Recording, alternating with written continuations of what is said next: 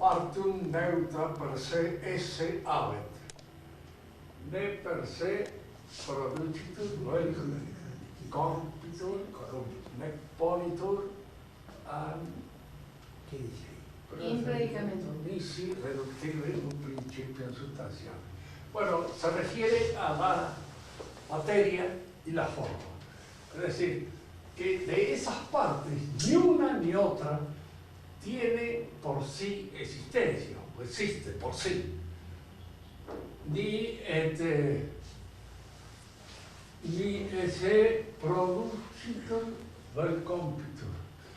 Ni si dice, Por sí, dice, tiene, ni cada una separadamente puede ser, digamos, la que produce o se corrompe, sino se pone, ni se pone en el predicamento, sino reductivamente como principios ambas de la sustancia. Es decir, la materia y la forma no son dos cosas. Eso es lo que hay que tener siempre como principio fundamental en el pensamiento. Son coprincipios que no tienen la existencia en sí, ni pueden ser predicados de una realidad como si fueran un predicamento, un accidente de esa realidad, sino que tienen que ser reducidos a principios constitutivos de la sustancia misma de la realidad. En la clase pasada habíamos comentado de que la noción de materia es mucho más difícil de lo que a prima facie parece, porque es una noción relativa, está siempre relacionada con una forma.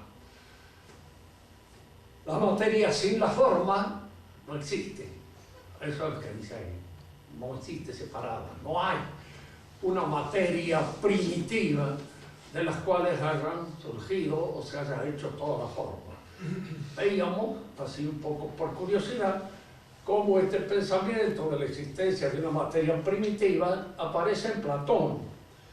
Platón considera así que hay un magma primitivo, una materia, que luego el demiurgo, teniendo su pensamiento puesto en esas formas absolutamente inteligibles que constituyen el mundo, podríamos llamar así, de lo espiritual, con la cabeza puesta en esa, es capaz precisamente de conformar la realidad de acuerdo con esos modelos eternos que tienen su pensamiento. Entonces aquí el mundo aparece como resultado de una actividad demiúrgica o divina, pero al mismo tiempo como resultado que opera o trabaja sobre dos principios preexistentes a su actividad como demiurgo. Esos principios preexistentes son la materia por un lado y las ideas absolutas, eternas, por el otro lado. De manera que tanto las ideas absolutas como la materia preexisten a la acción. No hablamos de creación, porque esa idea de creación no está en el pensamiento de Platón, pero sí a la formación o a la fabricación del universo, del mundo. En el pensamiento tradicional, Dios crea las cosas de la nada. Y al crearla de las nada, crea en ellas la materia y la forma. Ahora, lo difícil concebir en esto, más que la forma, es la materia, porque la forma es el elemento activo que determina este modo de ser de una cosa. ¿Qué es lo que nos hace ser hombres? Pues esta es nuestra forma. ¿Qué es lo que hace que un animal sea tal animal? Pues su forma. Ahora acá hay que ver cuál es el principio, cuál es el papel que le ocurre a la materia. ¿Por qué tenemos que acudir a esta otra noción complementaria, además de la forma? ¿Por qué hay en el hombre ciertos aspectos, ciertos elementos que no son explicables pura y exclusivamente por su forma? por aquello que lo determina y lo hace ser hombre. Hay cosas que nos suceden o que suceden a los hombres que no dependen de ese principio. Nadie se cae porque es un ser racional. Nadie se moja cuando llueve porque es un ser racional. Es decir, hay una serie de cosas, de acontecimientos, de sucesos que pueden pasarle en el hombre que no se explican pura y exclusivamente por su formalidad, por su humanidad. Y entonces, si no se explican por la forma, hay que buscar el principio que los explique. Tiene que haber otro principio constitutivo junto con la forma de esa realidad que es el hombre y que no es la forma, y que explique estos otros aspectos de pura pasividad que el hombre puede sufrir y que de ninguna manera pueden ser atribuidos a la forma. Y este principio es el que se llama materia. Decíamos que para los escolásticos la materia aparecía de tres maneras: esqua, inqua, circa con. Esto parece, al principio, una distinción un poco gratuita de esta afición de los escolásticos a distinguir. Pero examinándolo bien, esta distinción se impone y de alguna manera permite, en nuestros sucesivos enfrentamientos con la realidad, descubrir una serie de aspectos que sin esta distinción no los podríamos percibir con acuidad.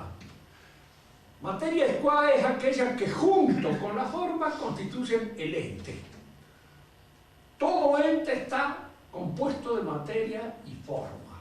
Fíjense que en esta composición el papel determinante, el papel activo, lo que está en acto es la forma. Y la materia cumple un papel pasivo. Pero cuando nosotros hablamos de un papel pasivo, no queremos decir que sea de una absoluta y total pasividad. Porque dentro del pensamiento escolástico, la materia es también causa. Se habla de causa material, se habla de causa formal, se habla de causa final y se habla de causa eficiente. Y si es causa, algún efecto produce. Porque si no, no sería causa. De alguna manera es culpable de algo que sucede en el ente. Esta culpabilidad de algo que sucede en el ente, esto que la convierte en causa, hace que la materia, aún dentro de su pasividad, no sea totalmente pasiva, que ejerza una cierta actuación. No porque esté en acto, sino porque al favorecer o al oponerse a la acción de la forma, obra. Supongamos el caso de un escultor que hace su trabajo de escultura en mármol o lo hace en madera. El mármol y la madera son en los dos casos los elementos pasivos sobre los cuales el escultor pone su escultura, pero de alguna manera tiene él que hacer que su actividad en uno y otro caso sea distinta. ¿Y qué es lo que obliga a obrar distintamente? El carácter de la materia, el tipo de la materia. No debe ser lo mismo, yo no soy escultor, pero no debe ser lo mismo trabajar la madera que trabajar el mármol. Hay una diferencia. Y entonces esta diferencia está impuesta de alguna manera por el carácter aún pasivo de la materia. Digo esto porque la forma, si nosotros la consideramos bien, en su perspectiva más profunda, y donde existe una idea. En este sentido tenía razón Platón. Es una idea. Lo que hace que el caballo sea un caballo es una idea. Pero esta idea no está realizada de un solo acto y de una manera completa y cabal. No está realizada sin residuos. Es una idea que se realiza. Es una idea que se efectúa. Es una idea que está infieri, en proceso de realización. No está acabada, no está terminada. Aquí es donde podemos echar mano, aunque no sea muy filosófica, a la estructura del ángel. El ángel es forma pura, sin materia. Es decir, que la idea que Dios tiene de este ángel es una idea única, exclusiva, absoluta. Por eso se dice que el ángel, cada ángel es una especie angélica, porque cubre toda la perfección de la formalidad, sin residuo. Es esa forma que nos determina a ser así, pero es una forma que alcanza su más completa realidad. Fíjense una cosa, nosotros vemos que la forma entonces aparece como la obra del espíritu, como la obra de la inteligencia, es una obra de la inteligencia. Todos los que han pensado con Honduras han llegado a esa conclusión. Lo que constituye el ser, lo que hace ser a esta realidad es una idea. Es una idea realizada. Pero en el caso de los entes corporales, físicos, esa idea no está totalmente realizada. Cuando una idea está totalmente realizada, pasa de ser inteligibilidad a ser inteligencia. Tomemos el caso, por ejemplo, del hombre. En el hombre, su inteligibilidad está a su vez dada también por la posesión de la inteligencia. El hombre es más o menos, digo más o menos porque no lo es totalmente, dueño de sí mismo y señor de su realidad. Y en alguna manera es también al mismo tiempo responsable de la humanidad que en él se realiza. Él no solamente, diríamos, es un proceso infiere, sino que es un proceso que está dirigido por él. Él es, en alguna medida, coautor y responsable de su destino. Dios lo ha hecho libre, y al hacerlo libre le ha dado la posibilidad precisamente de cooperar con la acción divina o de oponerse a la acción divina. La libertad siempre tiene esta posibilidad. La libertad es la libertad de devolver lo ajeno y es la libertad de quedarse con lo ajeno. Es la libertad, diríamos así, que tiene esta doble fase. En el hombre también. El hombre es libre porque tiene una cierta posesión de sí mismo. Pero nosotros advertimos, sin exagerar mucho nuestra sagacidad, porque no hace falta ser muy sagaz, de que nunca es totalmente dueño de sí mismo, de que hay aspectos de su realidad que se le escapan. Hay momentos en los cuales no obra como un señor, obra hasta pasivamente con respecto a las pasiones que se le imponen, o a la tristeza, al abandono, a la desidia, a la haraganería, a lo que fuera. Cada una de esas cosas en un momento determinado obra negativamente y no nos permite esa realización de nosotros mismos. Cuando observamos los cuerpos físicos, entonces notamos que en ellos hay una formalidad dominante. Esto que los hace ser de esta manera. Pero esta manera de ser se desarrolla en el tiempo y se desarrolla en el espacio. Y si nosotros observamos bien, el tiempo y el espacio son en alguna medida causados por esa imperfección propia de la forma. Es la imperfección propia de la forma que nos hace a nosotros ser temporales, vivir en el tiempo. Recordemos esto que es conveniente ver, porque estaba leyendo algunas cosas de Borges en las cuales él hace algunas incursiones sobre el tiempo, que son más literarias que filosóficas, porque me doy cuenta de que ha leído muchísimo, pero una cosa es llevar una meditación filosófica y otra cosa es citar al filósofo y decir fulano tal dice esto, bueno, decir fulano tal dice esto. pero cuál es la interpretación cabal que se puede hacer de esas cosas. El tiempo real, el verdadero tiempo, es siempre el presente. Lo hemos dicho nosotros, ahora y nunca más. Porque es desde este ahora que nosotros podemos hablar del porvenir, podemos hablar del futuro, podemos proyectarnos hacia el futuro, podemos retrotraernos hacia el pasado, evocar el pasado, evocar los recuerdos, traer a nuestra mente los recuerdos. Pero fíjense que tanto el futuro como el recuerdo mismo están en el presente. De manera que el tiempo cabal, verdadero, auténtico, es un presente. En nosotros un presente histórico que se realiza en el instante y que divide nuestra temporalidad en estas dos dimensiones.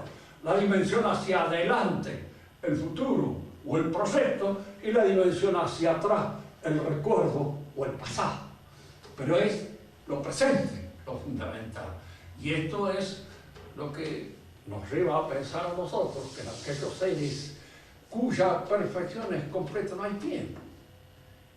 Viven el presente, están en un presente eterno. Y ese presente es lo que constituye su eternidad. No es la eternidad que viene de un pasado que no termina nunca, o que retrocede así, no es eso, no es la eternidad es el presente cabal y completo en el cual se realizan todas las perfecciones de una formalidad. Como nosotros no tenemos realizadas todas las perfecciones de nuestra formalidad, nos realizamos, y esta realización nuestra no se puede hacer de una manera completa, acabada, total, sino que siempre quedan resabios, siempre quedan retazos, siempre quedan elementos que resultan a veces ininteligibles hasta para nosotros mismos. Y esos elementos que no son asimilables inmediatamente por la inteligencia, eso constituye la materia. Tomemos un ejemplo que nos permita entender mejor esto. Si nosotros queremos ubicar un árbol,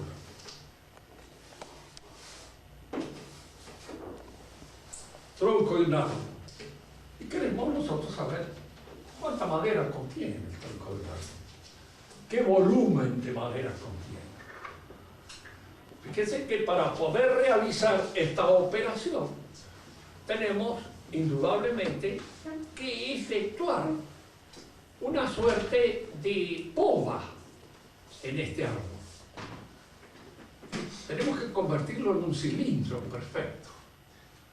Es decir, tenemos que convertirlo en medida completa, acabada, total, eliminando todas aquellas anfractuosidades que vienen de lo que se llama la materia sensible, para tener en cuenta pura y exclusivamente los elementos inteligibles de esa materialidad. De otro modo no lo puedo racionalizar, no lo puedo ubicar. ¿Por qué? Porque me daría siempre imperfecciones, no lo lograría acabar, completar completamente mi operación. Si lo reduzco a un cilindro, pero recordemos esto, el cilindro no es el árbol. El cilindro son medidas ideales que yo tomo y que de alguna manera me permiten ubicar el árbol y me permiten sacar aproximadamente un volumen con el cual yo puedo comerciar, trabajar en el comercio o en el negocio, pero que de ninguna manera es absolutamente hablando aquello que el árbol contiene. ¿Y qué es lo que yo he eliminado mentalmente para poder ofrecerme esta operación racional, completa y cabal? He eliminado materias así. He eliminado los aspectos irracionales de la materia, aquello que yo no puedo racionalizar en el árbol, que pertenece a su naturaleza sensible, y eso lo dejo de lado. Fíjense que esto pasa con un árbol. Si yo quiero saber qué es un hombre y estudiar en una antropología lo que es un hombre, elimino todo lo que corresponde a la materia sensible individual. Me olvido de Diego, de Juan, de Pedro, de este y del otro y de todas las cosas que particularmente pueda tener este fulano o aquel otro. No olvidemos que según Aristóteles, y de acuerdo con el mejor sentido común, no hay ciencia de lo particular.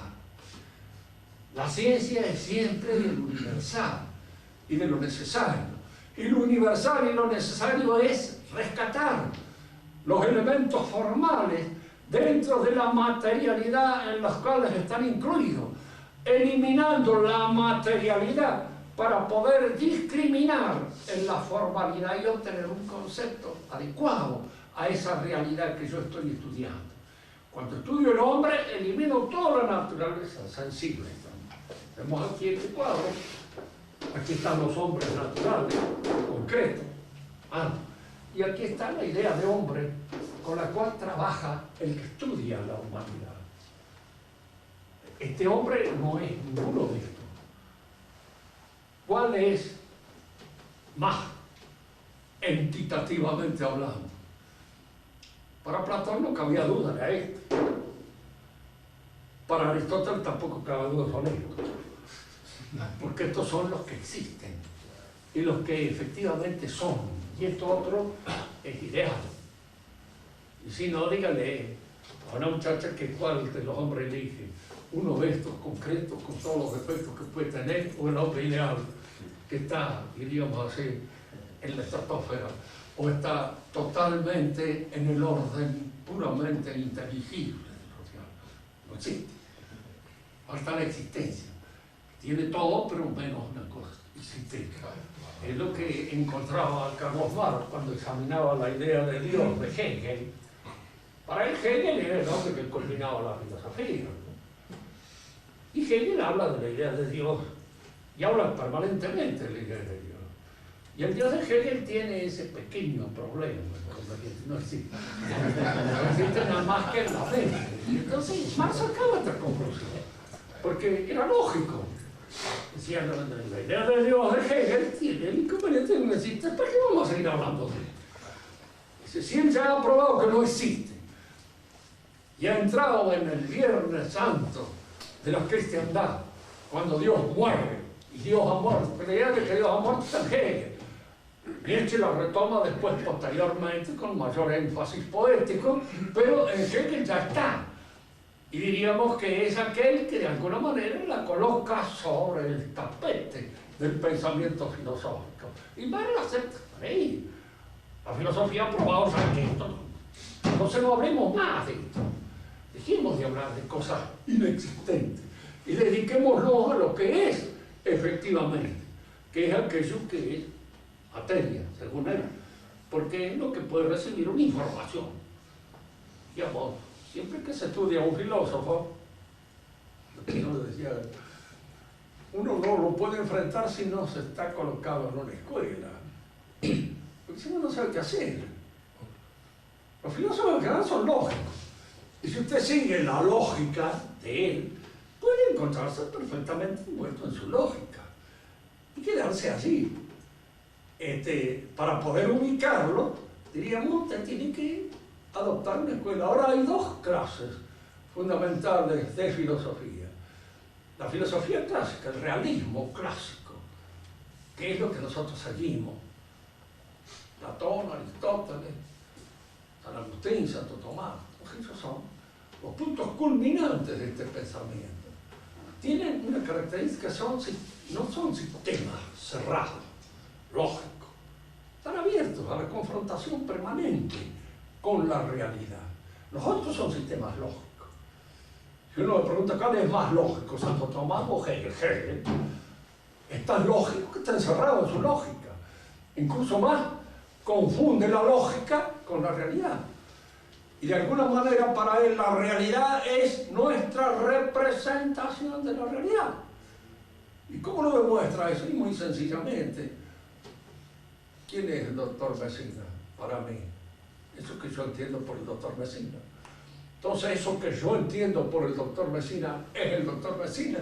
Ahora si ustedes lo observan bien, se dan cuenta que no. Pero indudablemente para mí es eso que yo entiendo por el doctor Messina, el doctor Messina.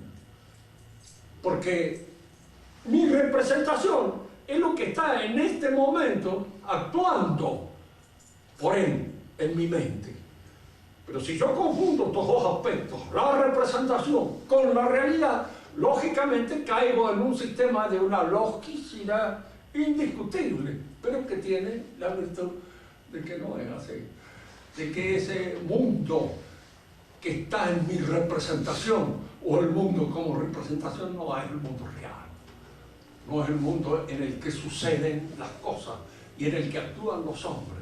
¿Por qué? Porque la representación generalmente se dirige a aquellos aspectos asimilables por la inteligencia. ¿Es el tronco de árbol un cilindro? No es un cilindro. ¿Por qué yo tengo que reducirlo a un cilindro? Para poder ubicarlo y racionalizarlo, si no, no lo puedo ubicar ni racionalizar.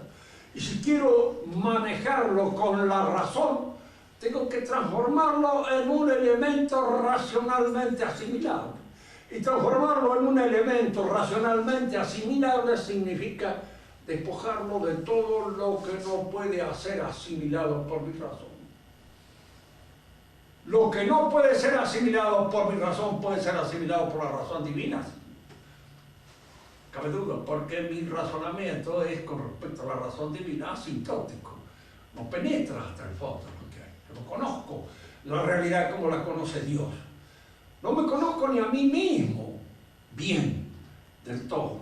Siempre hay en el conocimiento que tengo de mí mismo una cierta deficiencia, que a veces está marcada por cierto optimismo que tenemos con respecto a nosotros mismos.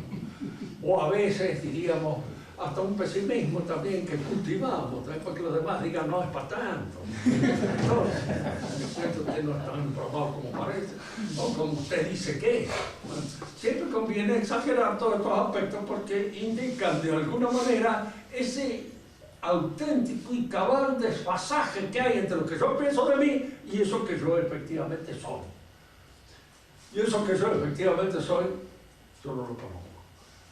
Por eso, diríamos así, no lo conozco ni lo puedo conocer.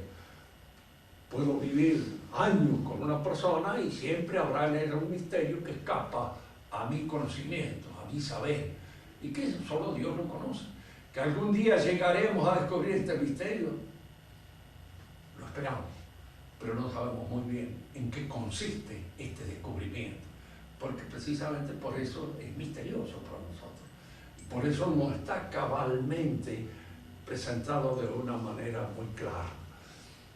Entonces aquí tenemos un elemento positivo, activo, actual, que es la forma. Y todo ese aspecto de pasividad que la forma no totalmente realizada va dejando como resaca, como resabio, no asimilable por nuestra inteligencia, y que constituye en alguna manera lo que podemos entender por materia. ¿Cuál es la materia que con la forma constituye el ente? La materia inqua se refiere a que el ente ya constituido puede recibir una nueva información.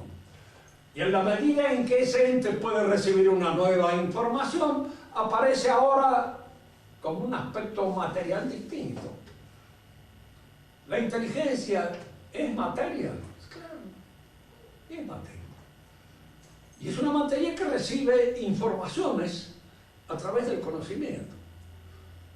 El conocimiento se imprime o imprime la inteligibilidad de las cosas en nuestra inteligencia. Y esta impresión que produce en nuestra inteligencia son las informaciones distintas de nuestro conocimiento. Por eso el conocimiento no es algo psicológico, como pensaba Kant. Para Kant el conocimiento es psicológico. ¿Por qué? Porque es algo producido por la psique humana.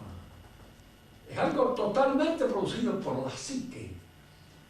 Es la psique la que pone los elementos formales que constituyen la formalidad de lo que conozco. Entonces la inteligibilidad de las cosas que conozco son propuestas por mi entendimiento, en un acto psicológico constructivo. ¿Qué es para el pensamiento tradicional, el conocimiento, un acto espiritual. ¿Qué quiere decir un acto espiritual? Quiere decir un acto en el cual mi espíritu, a través de las cosas, se pone en contacto con la inteligencia divina. Conocer de alguna manera es aproximarnos al pensamiento que sostiene con su inteligencia a toda la realidad. Y entonces en el acto de conocer hay siempre una relación espiritual del espíritu humano al espíritu divino. Por eso se dice que es un acto espiritual y no psicológico. Yo soy convencido de que hay dos ciencias que están en estrecha dependencia con todo el pensamiento moderno productivo. La psicología, en sentido moderno como se entiende, y la sociología. ¿Por qué? Porque son dos ciencias inventadas para actuar modelarmente sobre el hombre. Es decir, para modelarlo, para ser un hombre, para fabricar un hombre. A nosotros lo que está hecho. Y está hecho por Dios de una manera determinada, para que lo conozcan, lo amen, lo sirvan. Fundamentalmente para eso está hecho. Si él se aparta de esa operación fundamental, es asunto de él. Es en función precisamente del uso de esa libertad. Pero para eso está hecho.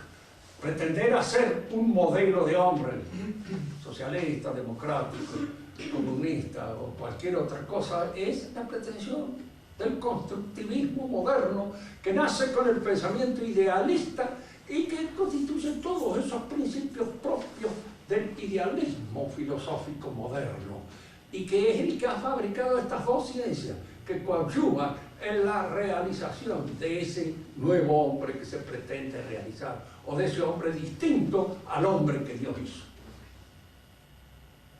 a través de la psicología y de la sociología. La materia, como ustedes ven, recibe la forma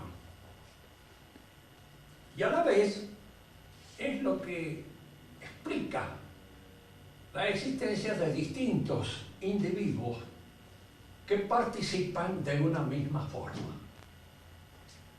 Los ángeles son únicos.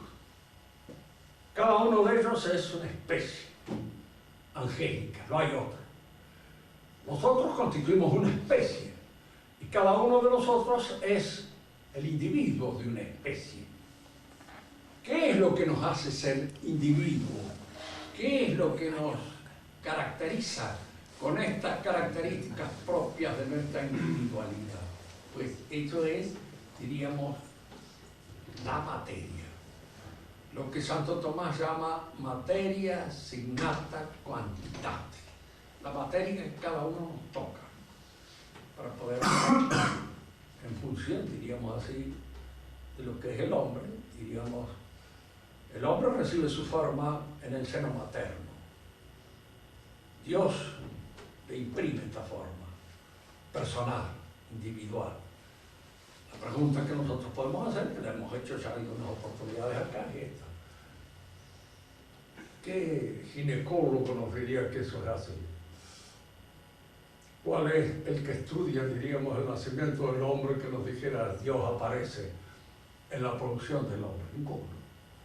Entonces diríamos, no, el hombre surge de la relación de los gametos, masculino y femenino.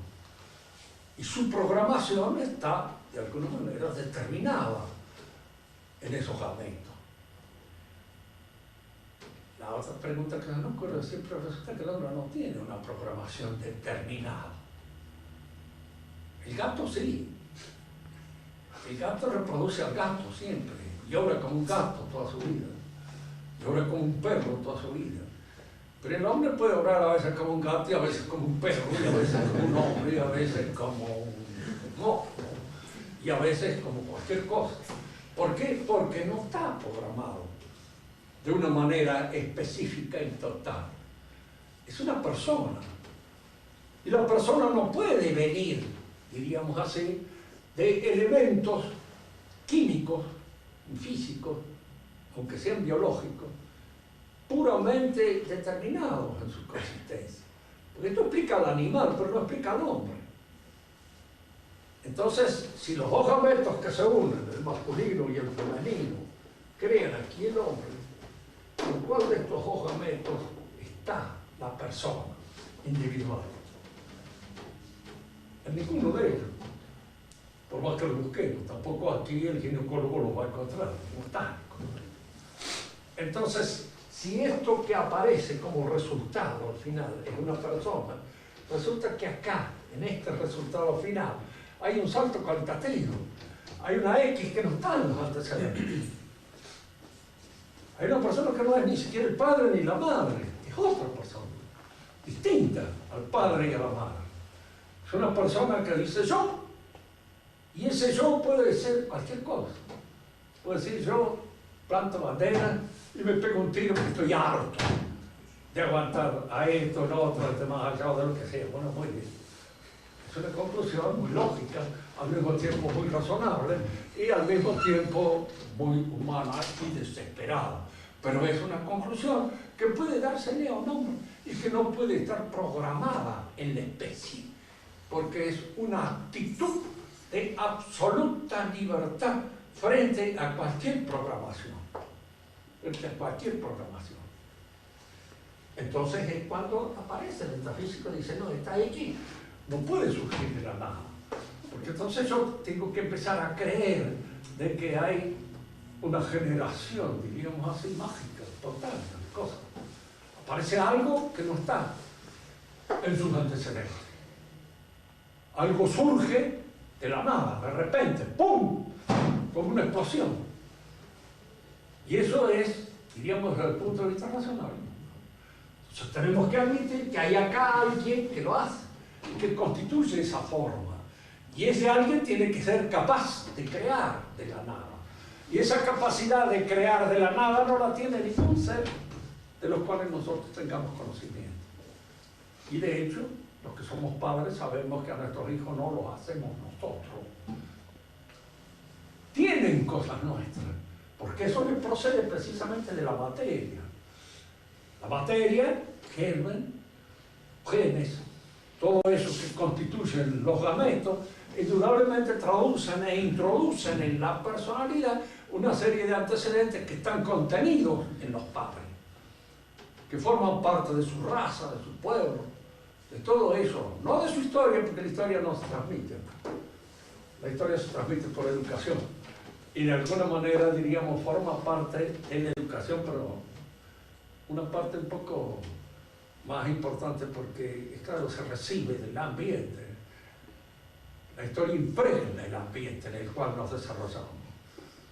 Al decir que somos hijos de nuestra época, queremos decir que de alguna manera estamos recibiendo todas esas impresiones, todas esas, diríamos así, motivaciones que son las propias de nuestro tiempo. El hombre de nuestra época es distinto del desde hace 50 años, desde hace 60 años, otro. Se diferencia del otro. No de una manera que afecte su especificidad, pero sí de una manera que afecta el tono de su manera de obrar, de su manera de ser, que lo cualifica, no lo determina. Yo no estoy obligado a pensar como todos los hombres de mi época, pero como todos los hombres de mi época recibo los mismos influjos del próximo derredor en el cual me manifiesto. Yo nací en una familia liberal, totalmente y completamente liberal, y liberada especialmente de toda referencia religiosa, la cual jamás se hablaba de ningún género. Y sí, se hablaba con toda indiferencia, se había terminado con eso. ¿Sí? De ser esto determinante, yo tendría que haber seguido siendo liberal, para toda mi vida no lo soy. Pero estoy frente al liberalismo, y frente al liberalismo se pronuncia mi libertad, aceptándolo o no aceptándolo, o rechazándolo. Pero en alguna manera el liberalismo está incluyendo, talla, y está presente en todas nuestras actitudes, sea para rechazarlo o sea para aceptarlo. Pero en alguna medida nosotros estamos afectados por ello. De manera que la historia viene también a cualificar nuestra formalidad, pero la cualifica ya cuando nos desarrollamos y en función de esa impregnación social que recibimos del medio en el cual nos desarrollamos. Materia determina la individualidad. Cada uno de nosotros es un individuo que en alguna manera está determinado, en alguna medida, en su materialidad por los genes que ha recibido en su nacimiento. Por eso se es miembro de un pueblo, se tiene una raza. Hoy día se habla del racismo.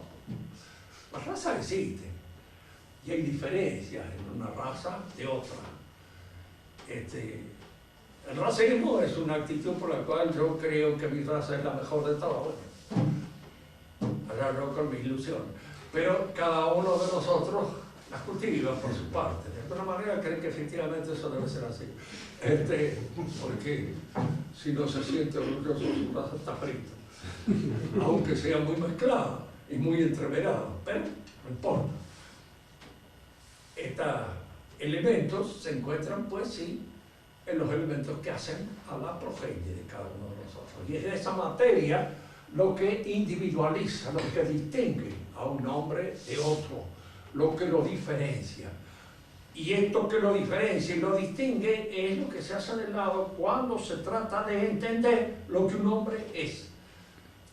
Al tratar de comprender qué es lo que es un hombre, yo elimino todas estas distinciones que nacen del individuo para penetrar profundamente en lo específico de la formalidad. Y es lo específico de la formalidad lo que va a constituir los conceptos que yo tenga acerca de una realidad determinada. Por hoy dejamos. Si quieren hacer alguna pregunta, hagámosla. El profesor, Tata. ¿cómo ve usted el asunto de la manipulación genética en el cambio de la materia en la producción del nuevo ser? Bueno, ya ese es un problema, ¿no es cierto?, que sea de nosotros. Yo creo que esa manipulación puede hacerse, de hecho se hace, y de alguna manera, diríamos así, se producen individuos. Sería mejor no meterse en esas cosas, de ninguna manera alentarlas, porque no sabemos bien cuáles pueden ser los resultados de semejantes cosas. También se puede fabricar un chico en un frasco, y Dios tendrá que intervenir ahí también, porque si no, no hay persona. No es comprensible desde un punto de vista puramente racional que aparezca un ser humano que diga yo y que tenga libertad si Dios no ha intervenido y lo ha hecho. Ahora, ¿por qué Dios quiere o admite todas esas manipulaciones, esas cosas, eso es cosa de Él? Yo ya no puedo intervenir en la administración del mundo. Es una cosa que Él le dije. ¿Por qué lo hará?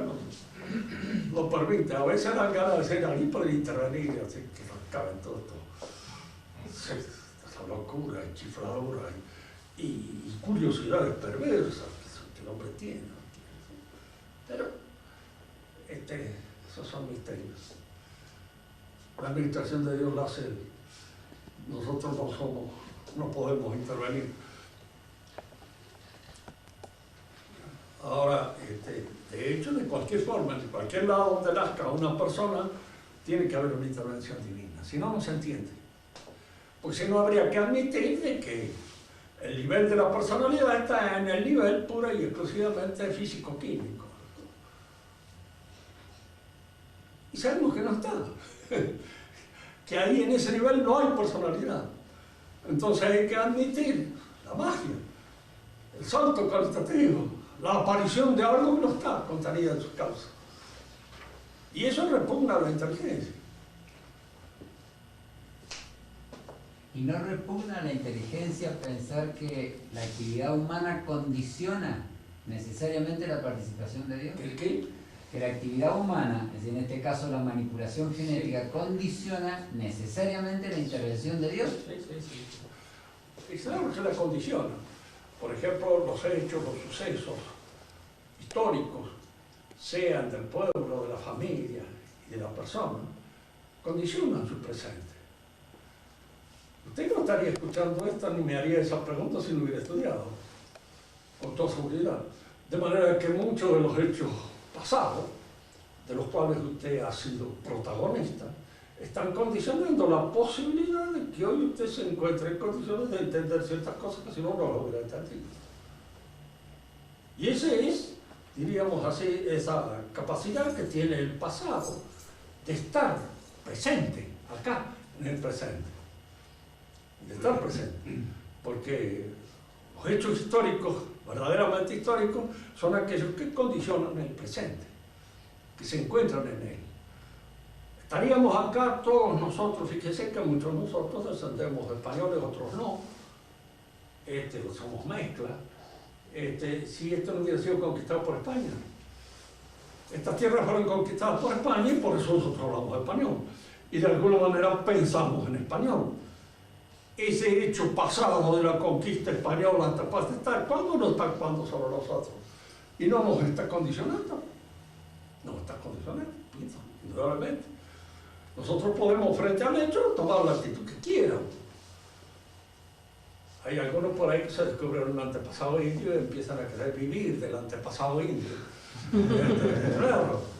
Después empiezan a querer explotarlo. Yo me acuerdo, tenía un amigo que tenía esa pretensión, pero no tenía para nada facha de indio. Yo le decía, te broma la jeta. No tenés jeta de indio, pero ni por nada. Es decir, que de manera que tu apelación al antepasado indio va a quedar un poco en el aire, pero no te van a tomar en serio.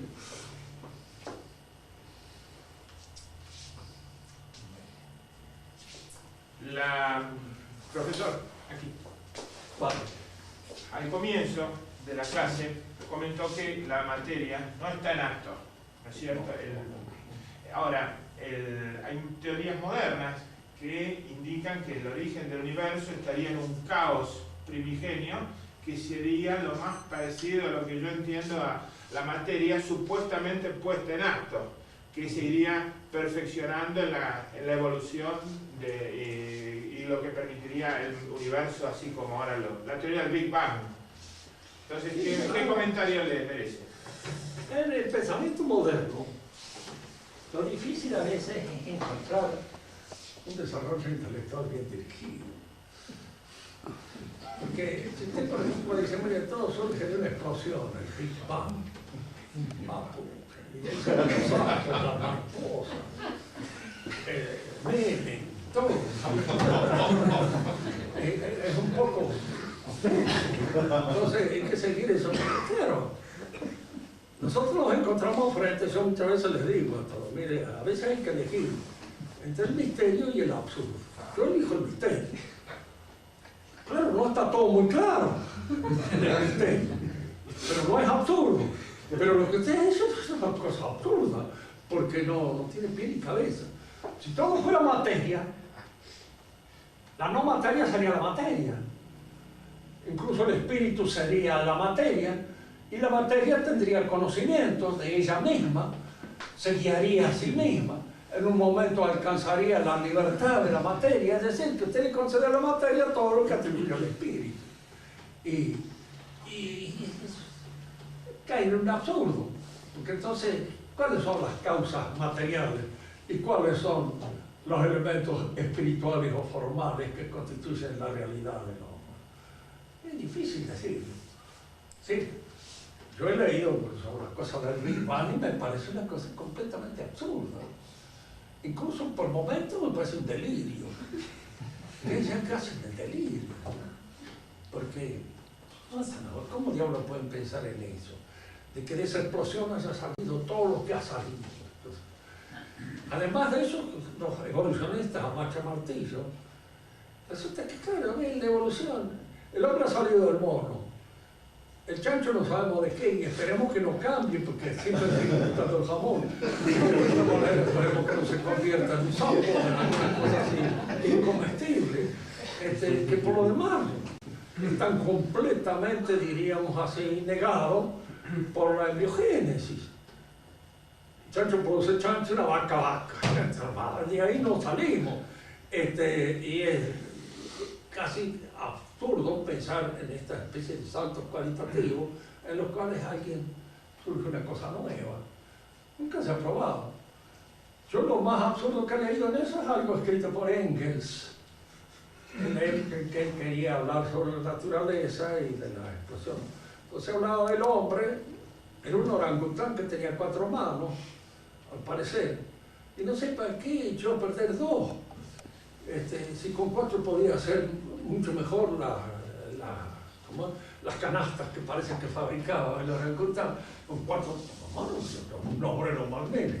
De manera que si la capacidad obrera es la que le va cambiando la mano, lo va cambiando todas las condiciones, diríamos, anatómicas, y lo va convirtiendo poco a poco en un hombre, en realidad no sé por qué perdió esa mano. Y no se explica en absoluto, ¿no? Se no explica por qué el hombre, en un momento determinado, la espiritualidad en él obra sobre los instintos de una manera completamente, a veces atrófica y a veces hipertrófica. Y no sigue bien el instinto. Marx dice que el hombre se distingue de los animales por su actividad económica. Marx no ha pensado de que la actividad económica del hombre es lo menos económica de todas las actividades que el hombre realiza. Es un ladrón, un fraudulento, un atorrante, que hace 10.000 cosas que económicamente son todo lo contrario de la economía y que forman parte de la economía en la cual el hombre vive. Así hay un instinto como en las hormigas que lo llevan a hacer el hormiguero, eso no hay. Ese instinto está echado a perder precisamente por la inteligencia. Y la inteligencia no sirve de ninguna manera, sigue las indicaciones de una organización instintiva, orgánica, fija, determinada. Así. Lo mismo es que Freud, cuando inventa todas esas cosas del subconsciente, que en el subconsciente está todo aquello que posteriormente se manifiesta en la realidad consciente. Entonces, claro, este es un lindo esquema para manejar la gente. No es así, pero si usted se lo hace creer al cliente que es así, el cliente entra tranquilamente en esto y acaba convencido de que es así, que es el complejo de Edipo, el que tiene, que eso lo ha llevado a creer en la Virgen María y lo ha llevado a creer en cualquier otra cosa. Y siempre se maneja así con un elemento mecánico que está en el subconsciente y que de aquí ingresa en lo consciente. Entonces es cuestión desde lo consciente buscar cuál es la motivación inconsciente que ha provocado eso. Entonces con ese esquemita te maneja los hombres. Y la manejan.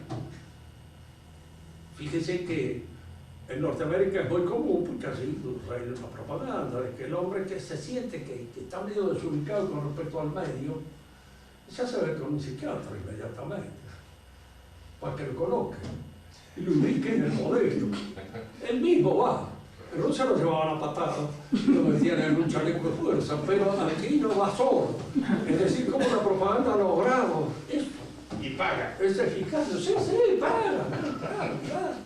Y si yo soy desgraciado, no me ubico. Hay algunos, había un preacher que fue famoso durante una época en que él los liberaba a todo un montón de gente que estaba. Y se trata así a veces de cierta hipnosis colectiva que padecen la mayor parte de la gente y que se dejan llevar por todos estos eslogans, por todas estas interpretaciones fabricadas profesos para manejarlas.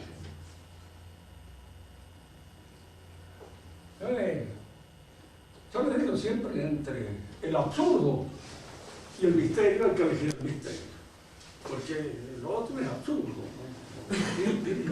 Pero dicen que lo que justificaría es el paso del tiempo. Y el paso del sí, bueno, claro, hacen el tiempo, millones y millones y millones de años que usted no puede controlar. Son los que explican esta modificación en este espacio. Nadie puede volver para Sí, atrás a comprobar. no, sí, esto es así, se entiende. Y entonces por eso, en cierto modo, diríamos así, aparece toda esa necesidad de darle al hombre una antigüedad que a lo mejor es falsa. Es probable que sea falsa. Tiene millones y millones de años. A lo mejor, no sé. Pero por ahí se encuentran de millones y millones de años calaveras de tipo que resulta que son igual que las nuestras. ¿Quién? Tata, Sí, hija. viste que, bueno, hay en la historia hay cavernícolas o gente que eran como más salvaje que nosotros. ¿Quién es? Los cavernícolas, todos esos. ¿Los? Cavernícolas, los que eran más salvajes. ¿Qué pasó con eso? Mira, lo que puede suceder a veces, y muchas veces es común, el hombre degenera relativamente fácil.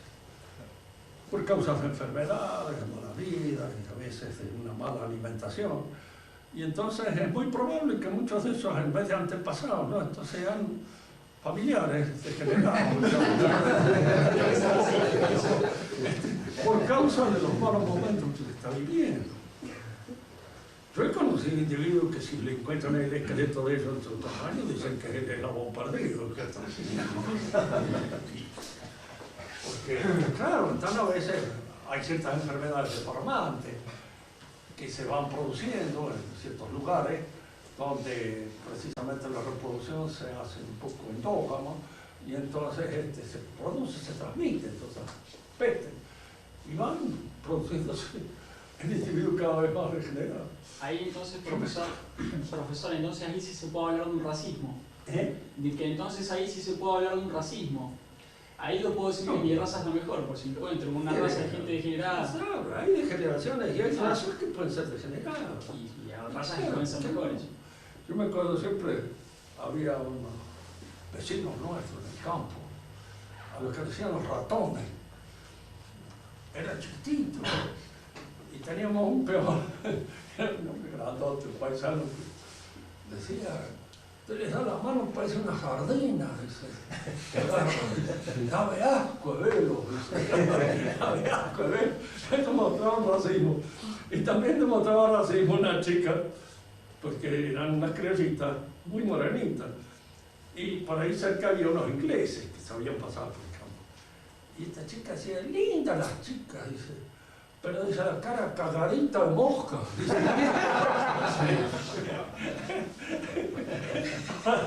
Era muy pecosa. Eran lindas chicas, pero tenían los defectos que no, eso de las razas siempre hay. Cada uno está contento con la de él. Ya decía Descartes que no hay cosa mejor repartida en el mundo que la inteligencia. Y si cada uno cree que la suya es la